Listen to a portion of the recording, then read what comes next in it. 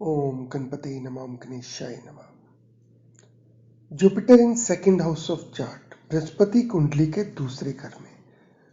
Jupiter की video series में इस टॉपिक पे बात करेंगे। जब बृहस्पति कुंडली के दूसरे घर में हो तो उसके क्या इंप्लीकेशंस हैं। सेकंड हाउस लगन के अगला घर है, ये आपकी ग्रोथ का घर है। हमारी ग्रोथ कैसे होती है? आपकी ज्ञान इंद्रियों के थ्रू होती है। हम खाते हैं तो उसके बाद हम ग्रो करते हैं, सुनते हैं, बात करते हैं, सूंघते हैं। तो जो आपकी ज्ञान इंद्रियां आती हैं वो भी सेकंड हाउस के साथ रिलेटेड आती हैं। हर ज्ञान इंद्रिय के लिए एक अलग अलग जो है प्लेनेट को रिस्पॉन्सिबिलिटी दे रखी है। तो पहले तो ये आपकी ज्ञान इंद्रियां हो गई, खाना पीना, सूंघना, बात करना, कम्युनिकेशन जिसे बोलते हैं। दूसरा, ग्रोथ के लिए जरूरी है आपको आपका परिवार, आपकी फैमिली, जो आपको इनिशियल ग्रूमिंग करे। जब बच्चा पैदा होता है तो उसके जो बड़ी फैमिली जो है, दैट इज द ग्रोथ। एक सोशल सर्कल जिससे बच्चा आगे सीखता है। तो first is your sense organs, जिनको ज्ञान इंद्रिय बोलते हैं। Second is your family. उसके बाद हम कैसे ग्रो करते हैं? उसके बाद हम ग्रो करते हैं फाइनेंशियल पावर से, आपकी सेविंग से, आपके फाइनेंसिस से। सो तीसरा आ गया आपकी फाइनेंशियल पावर या सेविंग। ये चीजें सेकंड हाउस के साथ इंडिकेट होती। जुपिटर यानी बृहस्पति, गुरु, गुरु देवता, ज्ञान, धर्म, खुशी, विद्या, पुत्र सुख, परिवार सुख और आशा के कारक हैं।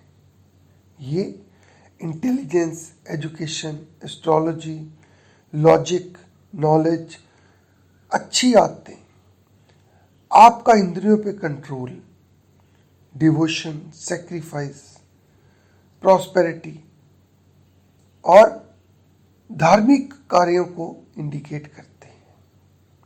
अगर बृहस्पति अपनी राशि धनु या मीन में हो तो इनके सिग्निफिकेशन में ग्रोथ होती है, अति शुभ फल मिलते हैं। और अगर अपने मित्र राशियों की और अगर अपने मित्र ग्रहों की राशि यानी कि मेष, कर्क, सिंह, वृश्चिक में हो तो शुभ फल मिलते हैं। और इसके अलावा अगर बुध या शुक्र ग्रहों की राशि यानी कि मिथुन, कन्या, तुला में हो तो फलों में शुभता आ जाती है। शनि की राशि कुंभ और मकर में फल अशुभ हो जाते हैं। दोस्तों, अगर बृहस्पति राहु, केतु या बुध के नक्षत्रों में हो तो भी आपको नीच फल ही देखने को मिलेंगे। ये जो प्रेडिक्शंस है ये सिर्फ बृहस्पति की प्लेसमेंट से होने वाले जनरल इफेक्ट्स को लेकर है। बृहस्पति की डिग्री, नक्षत्र, दूसरे ग्रहों के साथ युति, दृष्टि का प्रभाव भी पड़ेगा, जिससे इसके सिग्निफिकेशन में चेंजेस देखने को मिल सकते हैं।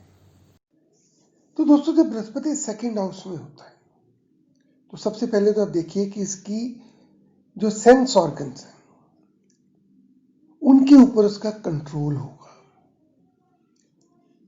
सेंस ऑर्गन में सबसे पहले हम कम्युनिकेशन में क्या, बोलचाल। सो जातक का बोलचाल अच्छा रहता है, शुभ रहता है, शुद्ध रहता है, बड़ी शांति से सोच समझकर मैच्योरिटी से बात करता है।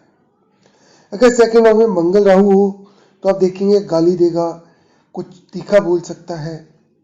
मगर जब बृहस्पति आ जाता है तो उसका ज्ञान के साथ कनेक्शन हो जाता है। वो जो बोलेगा सोच समझकर बोलेगा। वो एक अच्छा स्पीकर हो सकता है। वो जो बोलता है जनरली उसकी बात सच हो सकती है। सो ऐसे लोगों को नाराज नहीं करना चाहिए।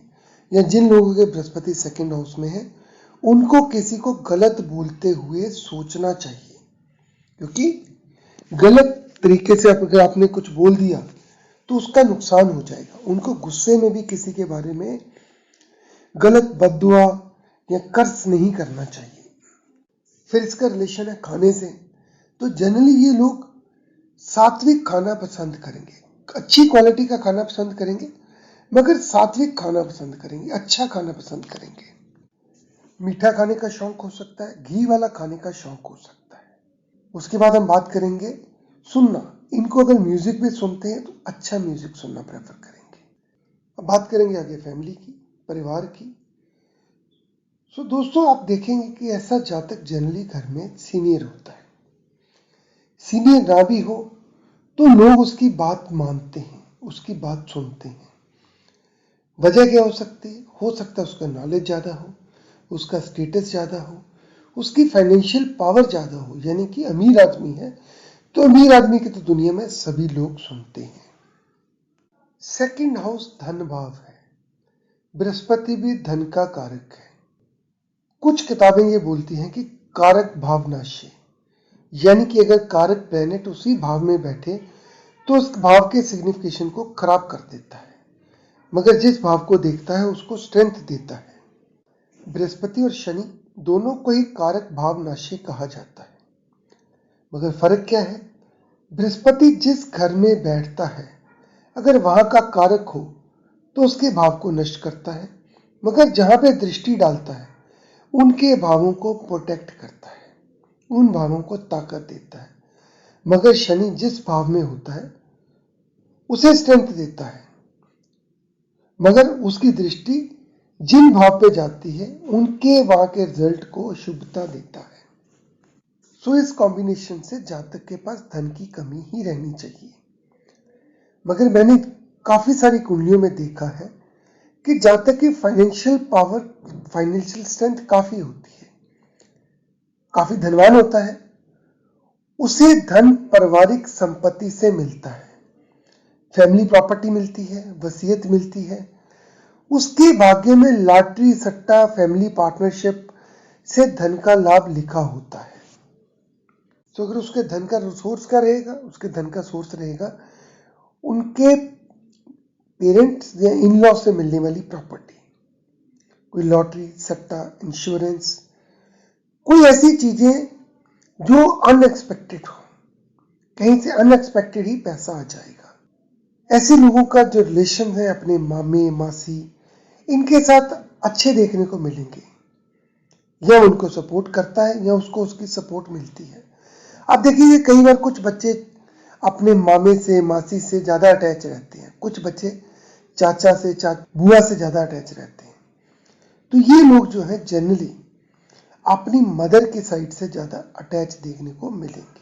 हेल्थ वाइज इनकी पोजीशन अच्छी रहती है, हेल्थ इश्यूज कम ही होते हैं, अगर हो भी तो जल्दी ठीक हो जाते हैं, यानी कि रिकवरी रेट फास्ट है। मगर इनको थोड़ा सा ख्याल रखना पड़ेगा घी का, चीनी का, उन चीज को अवॉइड करना इनके लिए ठीक रहता है। प्रोफेशन में इनका सपोर्ट इनको ऊपर वालों से मिलता है। इनके जो बॉस हैं, इनके सीनियर्स हैं, वो इनको बेनिफिट देने की कोशिश करते हैं। आप देखेंगे कई बार 8-10 एम्प्लॉइज प्रमोशन के जोन में है, मगर किसी को प्रमोशन अलग से मिल जाती है, सरप्राइज मिलता है, क्योंकि बॉस इन्हें पसंद करता है। सो प्रोफेशन के मामले में लकी होते हैं। जब भी बृहस्पति का ट्रांजिट 10th हाउस पे आता है या सेकंड हाउस पे आता है तो आप देखेंगे कि इनको कहीं ना कहीं जॉब के अंदर कहीं ना कहीं इनको बेनिफिट मिल गया। प्रोफेशन में ग्रो करते रहते हैं, जिंदगी में काफी तरक्की लेते हैं।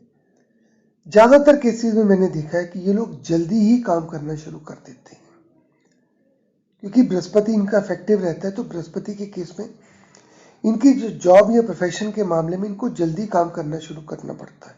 कई बार ये छोटे काम से शुरू करते हैं और लाइफ में आगे जाके बड़ी पोजीशन पे सेटल होते हैं। लेडीज का चार्ट अगर बात करें, बृहस्पति पति का कारक है। सेकंड हाउस में प्लेसमेंट मैं बहुत ज्यादा अच्छी नहीं मानता, क्योंकि अपने नेचुरल घर से अष्टम है। सो षष्टम अष्टम 6-8 का रिलेशन बनता है। लेडीज के केस में काफी केसेस के अंदर लाइफ पार्टनर के साथ अच्छे रिलेशन बनने में दिक्कत होती है।